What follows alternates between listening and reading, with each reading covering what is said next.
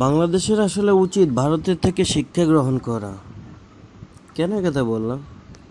কারণ তারা আইপিএল যেভাবে আয়োজন করে প্রতি বছর, ভালো ভালো প্লেয়ার যেভাবে তৈরি করে বের করে আনে, বাংলাদেশের বিপিএল থেকে কিন্তু ওই মানের প্লেয়ার আমরা পাই না।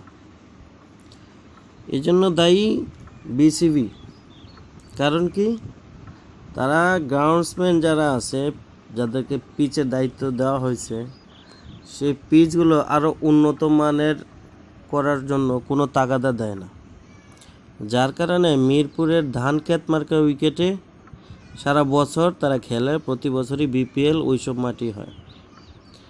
যার কারণে আমরা বাউন্সি পিচে গিয়ে একেবারেই দুর্বল হয়ে যাই খেলতে।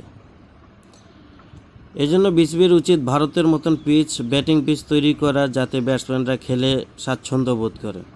সবাইকে আমার সাথে একমত।